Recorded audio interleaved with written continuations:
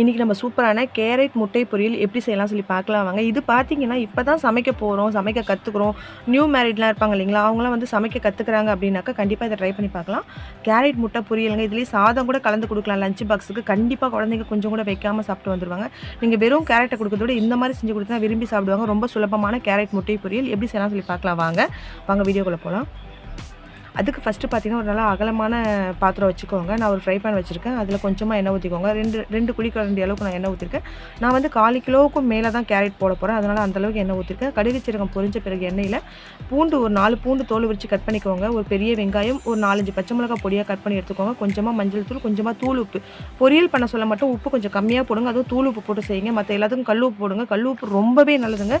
தூள் உப்பை விட கல் உப்பு ரொம்ப ரொம்ப ரொம்ப நல்லது. முடிஞ்ச அளவு கல் உப்பு எல்லாத்துக்குமே ஆட் பண்ணிக்கோங்க. காய் பொரியலுக்கு மட்டுமே நீங்கள் தூள் உப்பு சேர்த்துக்கோங்க. இப்போ நான் பொரியல் என்னவே நான் தூள் உப்பு போட்டிருக்கேன். அதுவும் கொஞ்சமாக தான் போட்டிருக்கேன். இப்போ நம்மளுக்கு இந்த வெங்காயம் நல்லா வதங்கி வரட்டும். வெங்காயம், பூண்டு, பச்சை மிளகாய் ஓரளவுக்கு நல்லா வதங்கி வரட்டும்.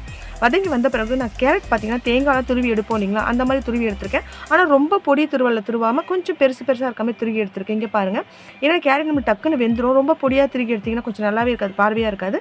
அதனால் கொஞ்சம் பெரிய துருவி எடுத்து வச்சுருக்கேன். இது வந்து ரொம்ப நேரம் வேக தேவையில்லை. நல்லா கலந்து விட்டுட்டு தண்ணி வந்து ஊற்றாதீங்க, சும்மா தளிச்சு விடுங்க. சும்மா நம்ம கையில் கொஞ்சமாக ஊற்றி கொஞ்சம் தளிச்சு விட்டுட்டு நல்லா கலந்து விட்டு மூடி விட்டுடுங்க. ஒரு 5 நிமிஷம் அப்படியே சிம்லேயே வச்சிங்கனாக்கா கேரட் நம்மளுக்கு சூப்பராக வெந்து தண்ணியெல்லாம் சுண்டி சூப்பராக வந்துடும்.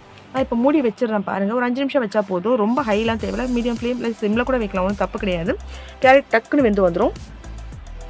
கேரட் ரொம்பவே நல்லதுங்க. இதுவும் பார்த்தீங்கன்னா நம்மளுக்கு ரொம்பவே கலர் கொடுக்கும். ஃபேஸ் நல்லா கலர் கொடுக்கும்னு சொல்லுவாங்க. ஹேர் ஃபால்ஸ் ஆகாது. ஸோ கண்ணு ரொம்ப நல்லா தெரியும். இதெல்லாம் குழந்தைங்களுக்கு அடிக்கடி செஞ்சு கொடுங்க. கொஞ்சம் முட்டை போட்டு கொடுத்தீங்கன்னா விரும்பி சாப்பிடுவாங்க. இங்கே பாருங்கள், தண்ணியெல்லாம் சுண்டி சூப்பராக கேரட் மட்டும் நம்மளுக்கு அழகாக பதமாக வந்துருச்சு. இப்போ இதில் தேவையான அளவுக்கு முட்டை உடச்சி ஊற்றிக்கலாம். நான் வந்து பார்த்தீங்கன்னா 3லேருந்து 4 முட்டை உடச்சி ஊற்ற போகிறேன்.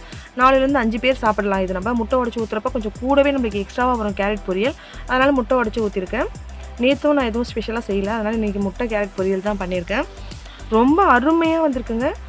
நான் செஞ்ச மெத்தட் அப்படியே நீங்கள் பார்த்து செஞ்சு பார்த்தீங்கன்னா உதிரியான சூப்பரான கேரட் முட்டை பொரியல் சுலபமாக செஞ்சிடலாம். நீங்கள் வீட்டில் சுத்தமாக சமைக்க தெரியாதவங்க கூட இதை கண்டிப்பாக செய்யலாம். நீங்கள் ட்ரை பண்ணி பாருங்கள்.